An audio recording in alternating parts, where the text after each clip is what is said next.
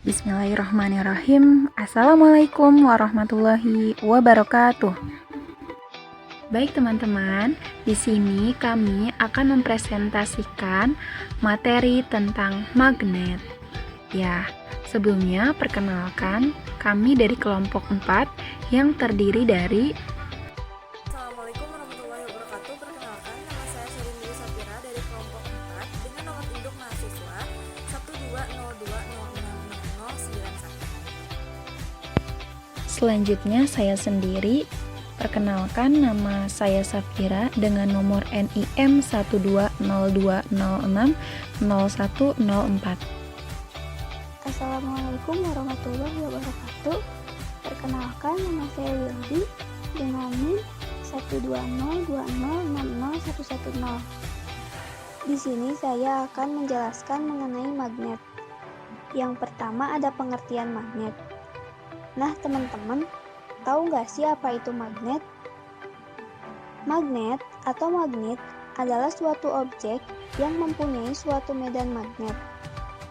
Kata magnet atau magnet berasal dari bahasa Yunani, magnetis litos, yang berarti batu magnesian.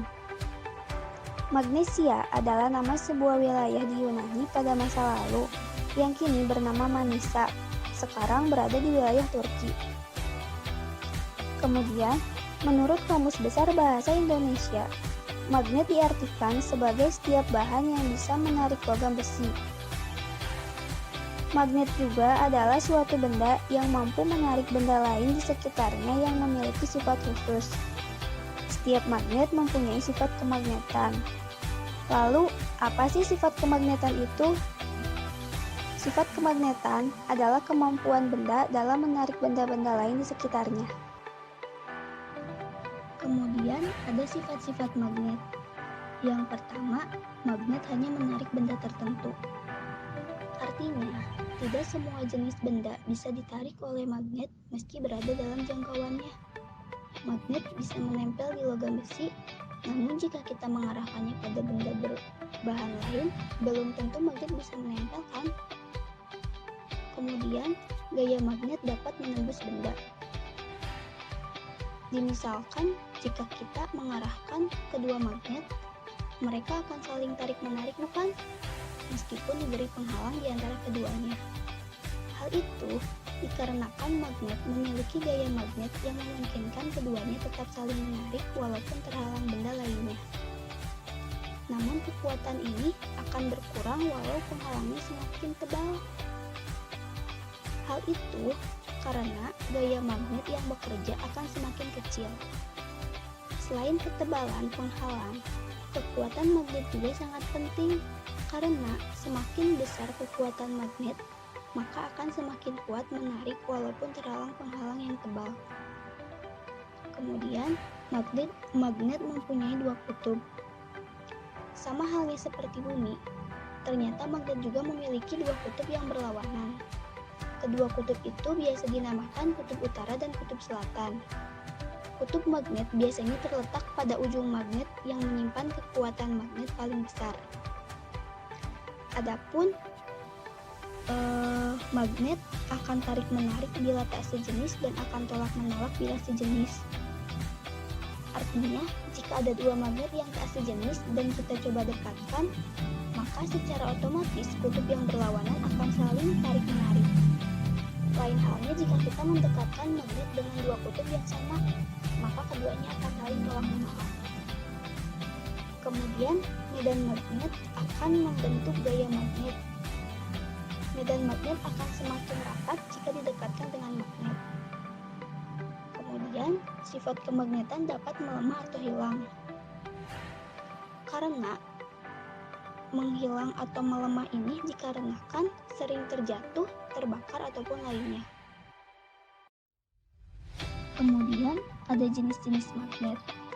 Berdasarkan asalnya, magnet terbagi menjadi dua, yaitu magnet alami dan magnet buatan. Magnet buatan sendiri dikelompokkan menjadi dua kelompok, yaitu magnet tetap atau permanen dan magnet sementara atau non-permanen. Yang pertama, magnet alami. Magnet alami adalah magnet yang terbentuk oleh alam tanpa ada campur tangan manusia. Magnet jenis ini adalah magnet yang ditemukan oleh penduduk manusia di zaman lampau. Biasanya, magnet alami berupa batu-batuan. Yang kedua, ada magnet buatan. Magnet buatan adalah magnet yang sengaja dibuat oleh manusia. Hal ini dilakukan seiring meningkatnya kebutuhan magnet. Magnet jenis ini memiliki bentuk seperti magnet ladang atau tapal kuda, magnet jarum, magnet batang, magnet silinder, dan lain-lain. Magnet buatan biasanya dibuat dari besi, baja, atau bahan jenis logam lainnya. Adapun magnet buatan dikelompokkan menjadi dua, yaitu magnet tetap atau permanen, yaitu magnet yang sifat kemagnetannya bersifat permanen. Artinya, meski proses pembuatannya sudah dihentikan, benda tersebut tetap memiliki sifat kemagnetan. Contohnya adalah magnet baja yang dibuat dengan cara digosok agar magnet elementer di dalamnya teratur. Kemudian, magnet sementara atau non-permanen adalah jenis magnet yang sifat kemagnetannya hanya sementara saja. Artinya, sifat kemagnetan hanya akan muncul selama proses pembuatannya saja. Contohnya, magnet yang dibuat dengan cara dialiri dengan listrik, sehingga saat benda magnet tersebut tidak lagi dialiri listrik, maka sifat kemagnetannya akan menghilang. Kemudian, berdasarkan sifat kemagnetannya dibagi menjadi dua, yaitu bahan magnetik dan bahan non-magnetik. Bahan magnetik diantaranya ferromagnetik, dan bahan non-magnetik diantaranya paramagnetik dan diamagnetik. Yang pertama, ferromagnetik adalah benda yang dapat ditarik dengan kuat oleh magnet. Jika benda jenis ferromagnetik berada dekat dengan magnet, magnet akan menarik benda tersebut. Selain itu, benda yang termasuk bahan ferromagnetik dapat dijadikan suatu magnet. Contohnya, baja, besi, nikel, dan kobalt. Kemudian, paramagnetik adalah benda yang dapat ditarik dengan lemah oleh magnet kuat. Contohnya, aluminium, tembaga, platina, dan lain-lain. Kemudian diamagnetik adalah benda yang menolak magnet. Benda ini tidak dapat ditarik sama sekali oleh magnet meski berada sangat dekat dengan magnet yang kuat. Contohnya seperti emas, seng, merkuri, dan lain-lain. Selanjutnya, macam-macam bentuk magnet. Yang pertama, ada magnet batang, berbentuk menyerupai batang ataupun balok ataupun kubus. Yang kedua, ada magnet silinder, bentuknya menyerupai tabung panjang. Yang ketiga, ada magnet jarum, bentuknya menyerupai jarum kompas dengan kedua ujung atau kutub magnet yang runcing. Yang keempat, ada magnet U atau magnet ladang, berbentuk seperti tapal kuda atau serupa dengan huruf U. Yang kelima, ada magnet cincin. Magnet ini memiliki bentuk bulat menyerupai cincin. Dan yang terakhir, ada magnet keping. Magnet ini memiliki bentuk menyerupai kepingan logam. Kemudian, pembahasan selanjutnya akan dilanjutkan oleh rekan saya, Sapira. Ya, selanjutnya medan magnet. Medan magnet merupakan sebuah gambaran yang biasa kita gunakan untuk mempresentasikan bagaimana gaya magnet terdistribusi di antara suatu benda bermagnet atau di sekitar benda bermagnet tersebut. Medan magnet dalam ilmu fisika adalah suatu medan yang dibentuk dengan menggerakkan muatan listrik atau arus listrik yang menyebabkan munculnya gaya di muatan listrik yang bergerak lainnya. Selanjutnya, visualisasi medan magnet. Jadi teman-teman, untuk memvisualisasi medan magnet di sini memiliki dua cara. Cara yang pertama ada yang sebelah kiri, bisa teman-teman lihat. Dideskripsikan secara matematik sebagai vektor. Setiap vektor pada setiap titik yang berbentuk panah tersebut memiliki arah dan besaran yang tergantung dari besaran gaya magnetik pada titik tersebut. Lalu yang sebelah kanan atau cara kedua, yaitu cara lain untuk mengilustrasikannya adalah dengan menggunakan garis. Setiap vektor disambungkan dengan sebuah garis yang tidak terputus dan banyaknya garis dapat dibuat sebanyak mungkin. Cara inilah yang paling sering dipakai untuk menggambarkan suatu medan magnet. Ya, bisa dilihat ya di gambar teman-teman. Untuk rumus medan magnet itu sendiri bisa dilihat teman-teman ya. Jadi rumusnya adalah B sama dengan mu 0 I per 2 VR. Nah, B-nya di sini adalah besaran magnet yang satuannya itu T. Lalu mu 0 adalah konstanta permeabilitas yang satuannya itu 4pi 10 min 7 Tm per A. I-nya adalah arus listrik yang satuannya ampere. Lalu R adalah jarak dari kabel yang satuannya meter. Lalu, untuk menentukan kutub magnet dengan tangan kanan. Nah, untuk mengetahui arahnya, kita dapat menggunakan prinsip tangan kanan. Ya, ibu jari yang merupakan arah aliran listrik dan jari lainnya menunjukkan arah medan magnet di sekitar kabel. Bisa dilihat ya gambarnya tuh teman-teman. Nah, lalu tangan kanan bisa dipakai untuk menentukan arah medan magnet di sekitar kawat berarus listrik. Nah, kamu cukup letakkan tangan kanan karena cara yang dilakukan dengan menggenggam 4 jari tangan dari ibu jari tegak lurus persis saat mengacungkan jempol kanan. Ya, betul ya. Nah, arah ibu jari mengarah ke atas menyatakan arah arus listrik dengan simbol I, sedangkan arah 4 jari lainnya menyatakan arah medan magnet dengan simbol B. Nah, gambar di atas bisa diperhatikan kembali dan dipahami secara seksama ya teman-teman. Untuk selanjutnya akan dijelaskan oleh rekan saya. Selanjutnya saya akan memberikan contoh soal. Yang pertama yaitu sebuah kawat lurus panjang dialiri arus sebesar 3A. Tentukan besar medan magnet yang berjarak 3 cm dari kawat tersebut. Diketahui I yaitu 3A, R yaitu 3 cm atau sama dengan 3 kali 10 min 2M.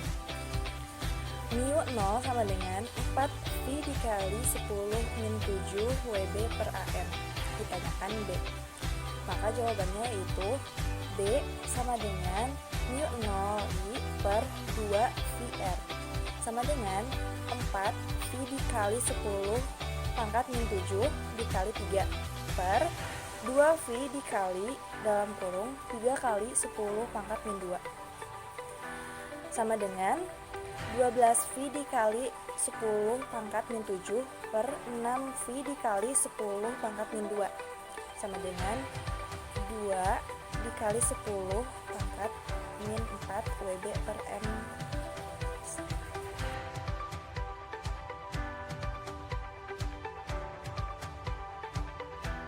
Contoh soal yang kedua yaitu anggap bahwa suatu kilatan dapat dimodelkan sebagai arus lurus sangat panjang.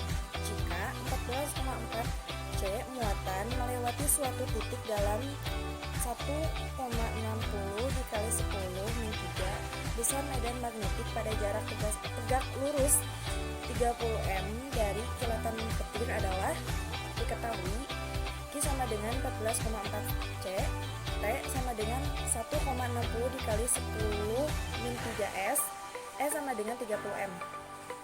Mu 0 sama dengan 4V dikali 10 min 7 Tm per A, di mana kuat arus dapat ditentukan dengan cara I sama dengan Q per T sama dengan 14,4 per 1,60 dikali 10 min 3. I sama dengan 9 kali 103A, sehingga besar medan magnetnya yaitu B sama dengan 4V dikali 10 pangkat min 7 dikali 9 dikali 10 pangkat 3 per 2V dikali 30 sama dengan 36V dikali 10 pangkat 3 per 60V.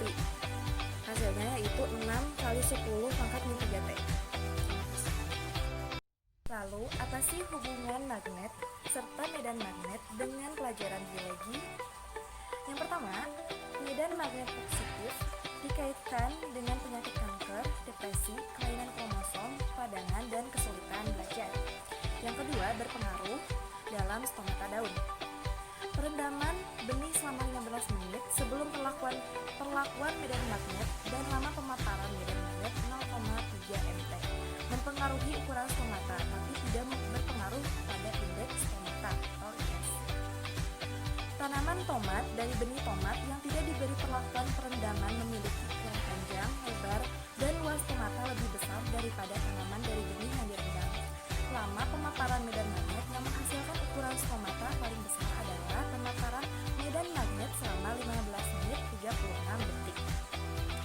Yang terakhir adalah medan magnet dalam tubuh bakteri. Dalam tubuh bakteri magnetotaktik bakteria atau MTB terdapat organel atau komponen khusus yang disebut magnetosome. Magnetotaktik bakteria merupakan kelompok bakteri yang mampu melakukan navigasi dan bermigrasi dengan memanfaatkan medan magnet. Beberapa jenis bakteri ini memiliki flagela yang berfungsi sebagai pendorong atau penggerak. Nah, itulah yang dapat kelompok kami sampaikan. Kurang lebihnya mohon maaf. Wabillahi taufiq wal hidayah. Wassalamualaikum warahmatullahi wabarakatuh.